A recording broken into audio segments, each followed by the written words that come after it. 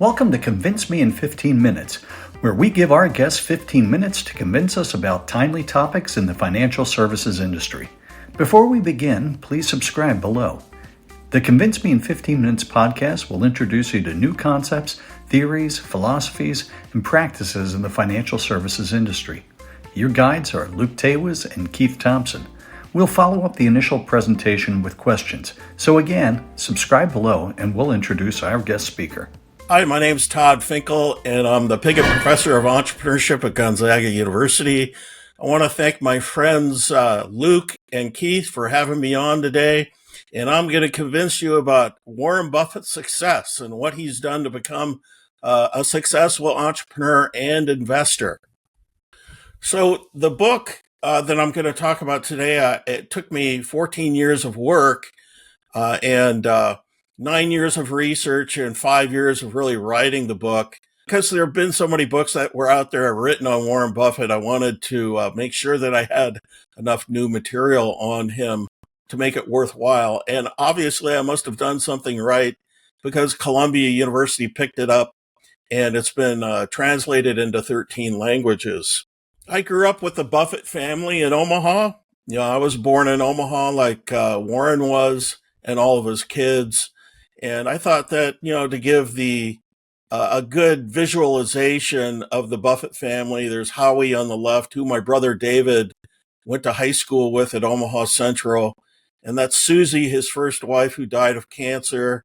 There's Warren, of course, who's 93 now. And that's Susie Jr., who I interviewed for my book. And Pete, who I went to high school with and used to eat lunch with in the cafeteria every day, and Pete's a great guy. So today I'm going to talk a little bit about keys to success for Warren. I'm going to go back and look a little bit at his childhood, entrepreneurship, which has often been overlooked related to Warren, in his investing methodology and his mentors, and some personal things that we can learn from him. So the first thing I really wanted to talk about was something Charlie Munger, who just passed away, really had an impact on me. Was one of the last things that he said related to success. People were asking him what are your keys to success? What can you teach us before he died? And this was one of the things that really resonated with me, was stay away from toxic people and toxic situations. So I'm very cognizant of that, whereas before I wasn't as much so. But I think about that often now. Another thing that Warren is he's excellent at focusing on his circle of competence. What is he really good at? And he ignores things that are not relevant to his success and what he can learn from business. One of the things that I learned from hanging around with him, I went out to lunch with him 3 times and took 6 groups of students to go visit him. And I've been to the last 14 shareholder meetings. And so I got to know him relatively well. He's very humble, and he has a very high IQ and EQ, which is very, very rare. He has the ability to size people up. When I met him, I could tell there was something resonating in his head related to trust. Can I trust this guy? And I can't go into it today, but there's reasons for that. He buys businesses. He's more of a business analyst, he says, not a stock analyst. So the thing that surprised me the most in writing the book was his childhood. Everybody, thinks that Warren Buffett's just some rich dude, and he didn't have to worry about anything. It could be further from the truth, because his father lost his job and all the family's money during the Great Depression. And Warren was born in 1930, and this happened in his family, and all chaos happened within his family. His mother, who came from a family that had mental health issues, started to take out the abuse on the kids. And Warren was told he was worthless at a very young age. So my guess is that resonated with him throughout his life, and that he has what's called the poverty effect.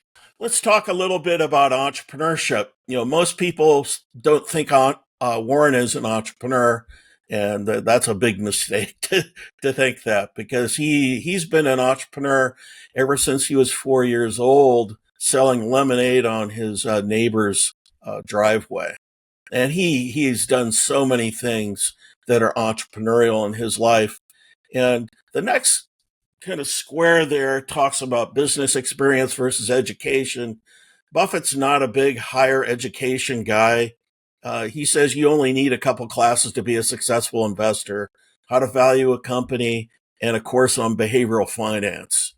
But the time that we went to go visit him, the first time, I was sitting in front because I was all excited and everything. Here I am with Warren Buffett, and he's looking right at me when he says this. He goes, the most successful people that I've met, business people that I've met in my life, are the people that have the most experience, that think way outside of the box, or that are entrepreneurial. I've never forgotten that. I share that with my students 2 or 3 times every semester. So again, let's go back to entrepreneurship. I for a long time, when I've been studying entrepreneurship and Warren Buffett, I would say the majority of people say, well, he's not an entrepreneur, which is completely wrong, as I said before, because of all the things that he did during his childhood. He was a serial entrepreneur, even when he was a kid, and then he began trading stocks at 11. He read all the books in the library, Omaha Public Library, related to the stock market by the time he was 10. All these just amazing things that he did. He made like $76,000 by the time he graduated high school. He continued on with his entrepreneurial pursuits in college. He dropped out of Penn because he didn't think he was learning anything. It was too theoretical. And then he went to Nebraska and finished up his degree while he had 50 people working for him delivering newspapers there. So again, he's very entrepreneurial. And then he went on Wall Street and he became a millionaire after a couple years there working under Ben Graham. And he started a partnership. So again, the entrepreneurial aspect of Warren Buffett. He actually started 7 partnerships, and I believe their average rate of return over 7 years was like 31% versus 9% for the Dow. And then, of course, he bought Berkshire Hathaway, and he was off to the races with that.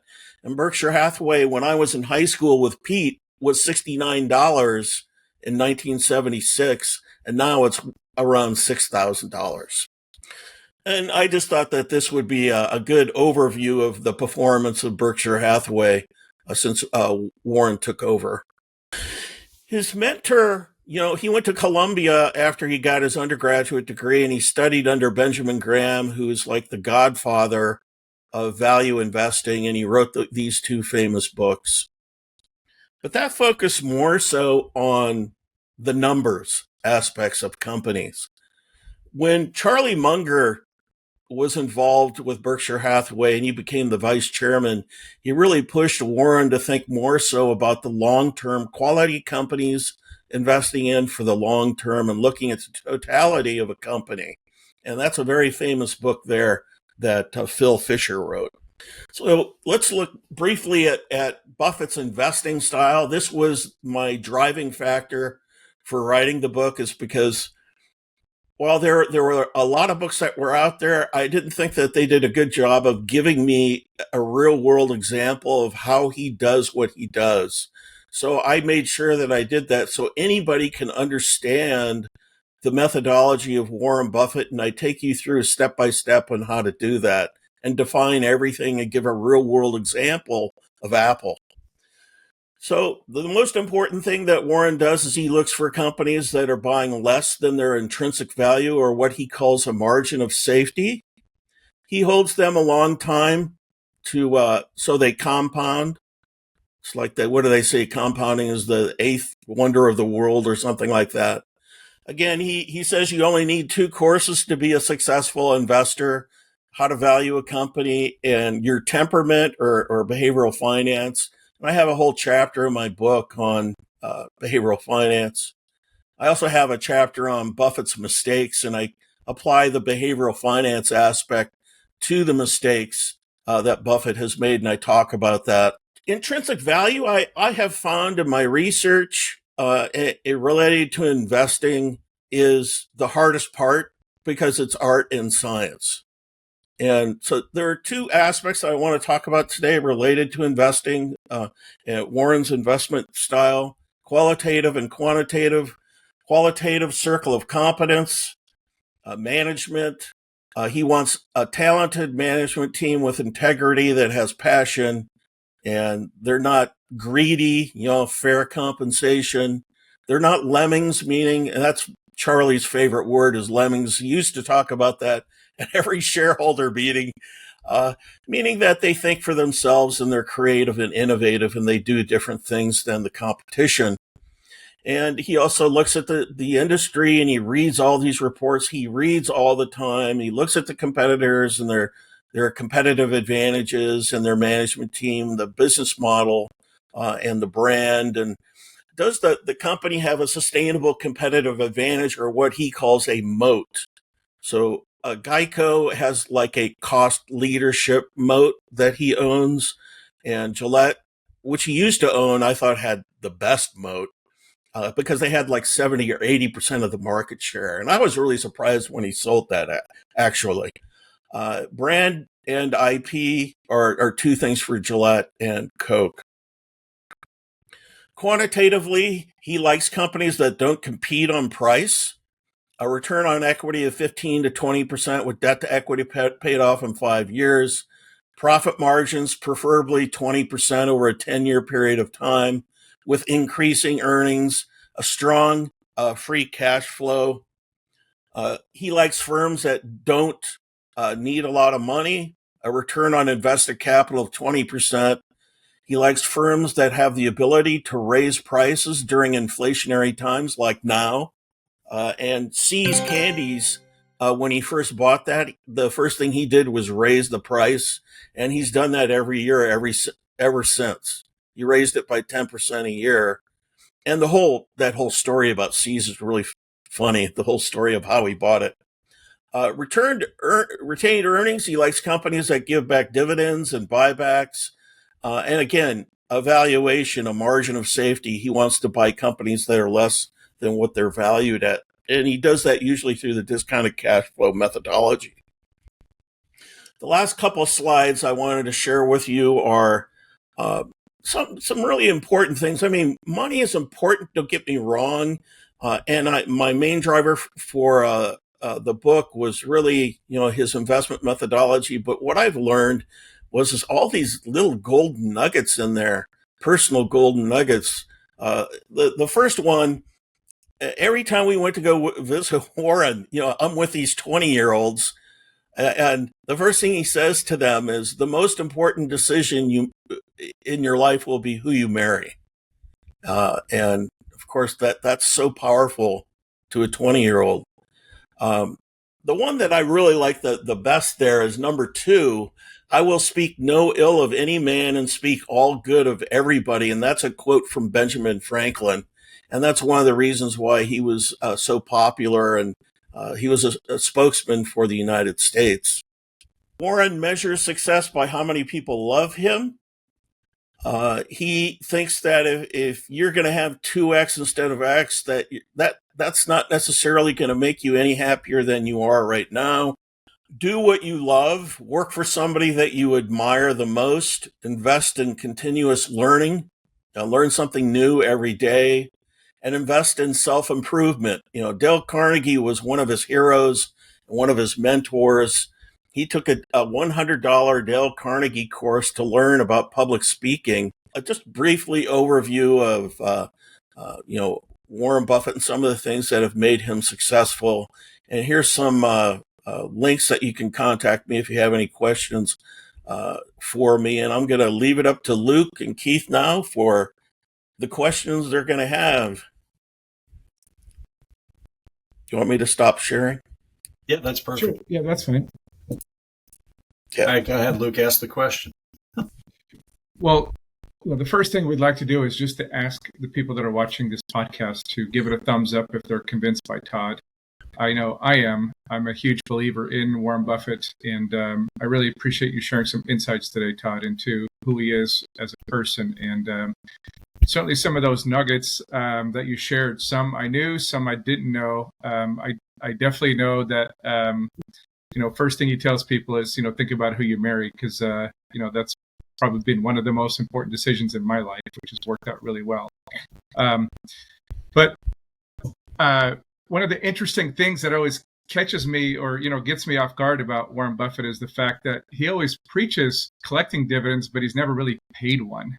Is there anything you can share about that? Why Berkshire Hathaway really doesn't share the cash that they have, even though they have lots of cash on hand?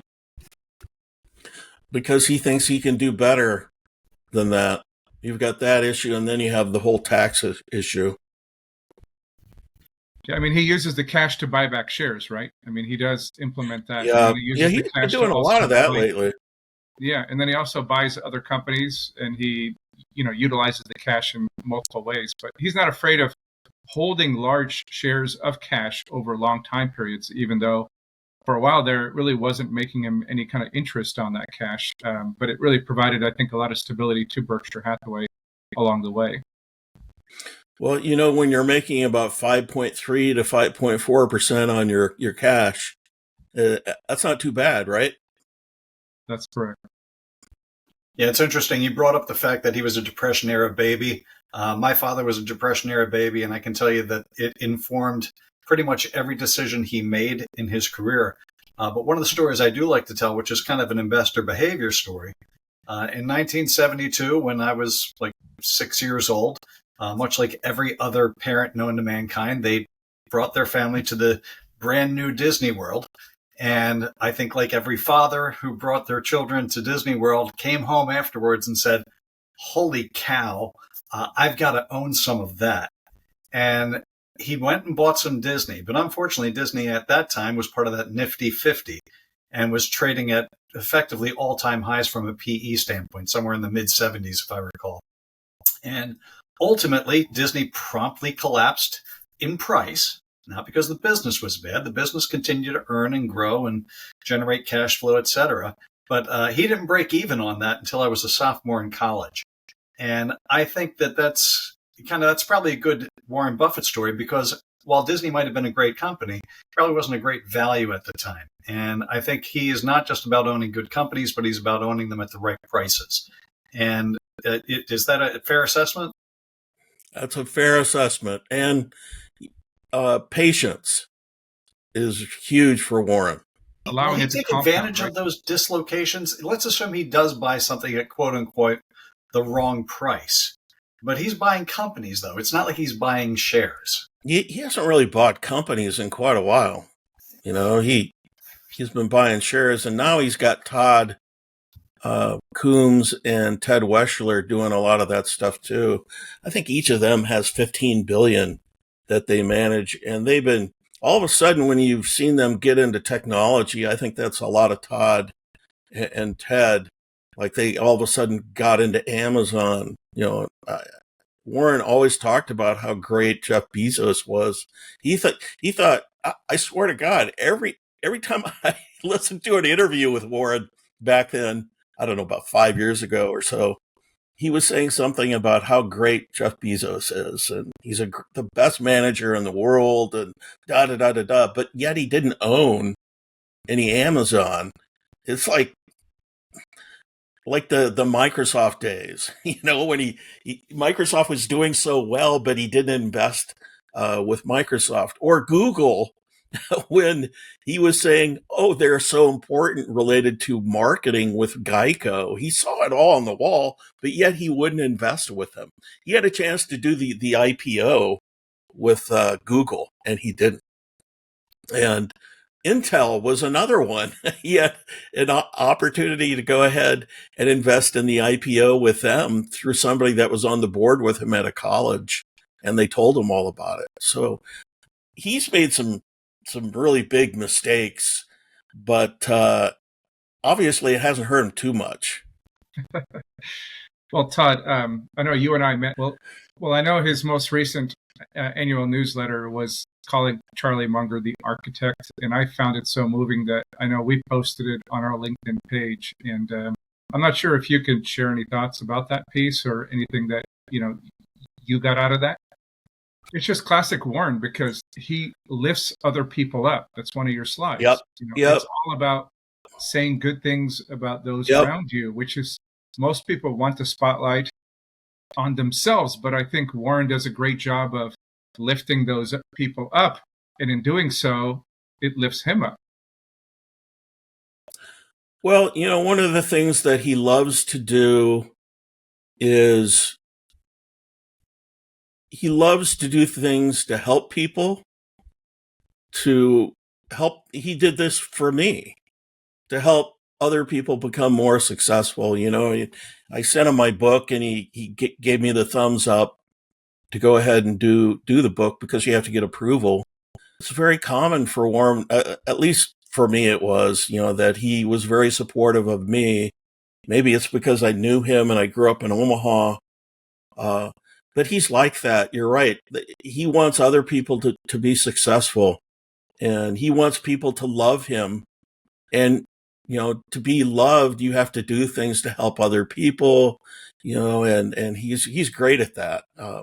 He doesn't have a big head at all. When I talked to him, I sat right across from him at lunch when we went to go visit him, and he's like your grandpa. He's not, doesn't have a big head at all. He has every right to have a huge head. There's nothing there. Maybe he has a big head around people that he's trying to buy their business. I don't know, but not when he's around us. He wasn't like that at all. What strikes me as fascinating when you talk about the things that he values in terms of looking at companies and looking at businesses, it all seems like pretty good common sense. And if you listen to a lot of institutional money managers, it wouldn't sound horribly dissimilar. Yet they don't seem to execute on it, and he has. What do you think the distinction was between those who have executed and those who have not? I don't think he's telling us everything, for one. So you think it's more complicated than he lets on? I think it's much more complicated. Yeah. That's my personal opinion. Yeah, the sense that you get is if he can't draw it on the back of a napkin, he's not interested. And clearly that's a pretty simplistic way of looking at things. So, and to your point, though, he's missed a lot of these companies that were, quote unquote, more complicated or maybe had a little bit more difficult time valuing. Do you think it's just because he, maybe didn't understand the technologies or he was unhappy with the valuations? How do you miss some of these companies? But also Costco, he dropped Costco too, so it's not just, the technology companies. Costco is like one of the best companies in the world. And Charlie owned a lot of stock in Costco, but Warren got rid of it. He dropped it. And, Charlie didn't understand why Warren was like that. And I think it's just because early in his career, he got burned on retail. With a couple of investments, he owned a gas station and he lost a lot of money on that. And a retail store that he bought on the East Coast, he lost a lot of money on that too. He's had problems with that, but that's too bad because I think Costco would have been, a great addition to his portfolio. I'm surprised that, it's too expensive now, but well, a lot of good companies stay expensive for a long time, right? Well, that's also one of the things that Charlie taught him, right? It's better to pay a little bit more for a really good business rather than get something cheap that's mediocre. Yeah, good point, Luke. And can you talk a little bit, Todd, about just his giving spirit, not just, lifting other people up around him, what we talked about earlier, but just the fact that he's giving away the majority of his wealth, right? And he's leaving his kids with more than enough to get by. But the point is he's going to be giving it pretty much almost all of it away, which will leave a very long lasting legacy, I think. Yeah, initially, he was going to give it all to the Gates Foundation, and then his kids got pissed off. They wanted a piece of that action. So they each got $2 billion for their own foundation. And so, which is great, because I know that they're doing great things. Howie's into farming and going to Africa and helping them produce food more efficiently. And he's doing a lot of other things. They're all doing great things. And now Susie's got two foundations, and he gives money away to some organization in San Francisco for the poor. It's like not a soup kitchen, but to provide food for people like that. But he is giving all of his money away, basically, and which is great. That's just who he is. He just doesn't think that his kids need any more. They probably get a salary off their foundations, a nice salary, and how much money do you really need to be happy? Warren, why is he still working at 93? Let me ask you guys that. Why do you think he still works? Because it's still a purpose. He still has a purpose in life. And I think that's a big part of anybody in being successful in life, is waking up every day with a purpose. So look, I mean, that's part of what Luke and myself and our other partners do at our firm, and that, we probably could have all retired by now, but we want to wake up every day and say, we're doing something that's helpful and meaningful. Plus, I think he provides inspiration to those around him. I think that will leave a large void when he's no longer there. It'll be really interesting to see how that Berkshire stock trades if something happens. Because it's all about people at the end of the day, right? And I know my final question, maybe, Todd, is, since we're, have spent quite a bit of time together here, is, when you were doing research on your book, was there anything that kind of shocked you or really surprised you that maybe isn't in other books that were written about Warren Buffett?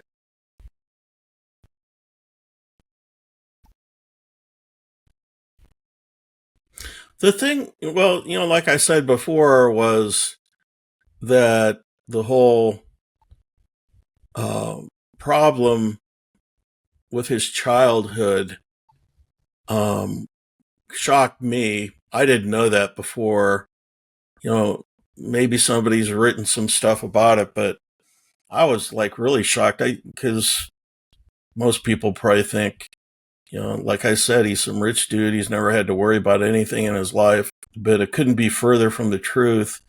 And I didn't know that. And I didn't know that he had problems with his mother his whole life. I didn't know that. It just goes to show you that everybody has problems. Even if you're the richest man in the world, you've got problems that you have to deal with, but despite that, he overcame his issues, and he loved his father. His father was his hero.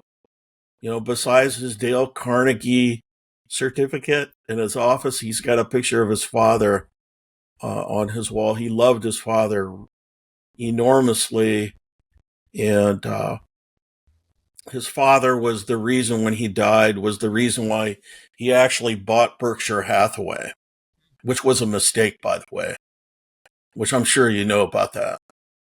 Yeah, I mean, it was basically a textile business, right? That was, yeah. I mean, while it had lots of, near-term profits, the company struggled for sure. But he used that cash flow then to diversify and turn that all around, right? And, the thing that I respect about Warren is, even during the Great Recession, he didn't lay off people. He cares about people. And he didn't really do that with Berkshire Hathaway either. Even though they were losing money, he cares about people. He doesn't want things bad to happen to people. And that happened in the Great Recession too. He could easily have done that brick company, Acme Brick. He could have laid off people from there, and laid off people from the paint company that he owns. But Keith, did you have a comment? Yeah, I was going to say, well, at its core, businesses are about people. And if you can hold on to your good people during even challenging times, you're even stronger when you come back out of that. And I'm sure that's informed a lot of the decisions that he's made. And I'm sure when you look at Berkshire Hathaway and his own internal staff, it's the same way. You surround yourself with good people, you have a good culture, and if you do all those things, you get good outcomes. So I just want to say thank you, Todd. I congratulations on the success of the book. Congratulations on it being, translated into so many languages. I wish you the best and good luck at the upcoming meeting. Hopefully you get a lot of interviews and a lot of good press, because you certainly do deserve it. Thanks, Keith and Luke, for having me on. I enjoyed it, and I'm happy to help in any way I can for you guys in the future. I enjoyed talking to you.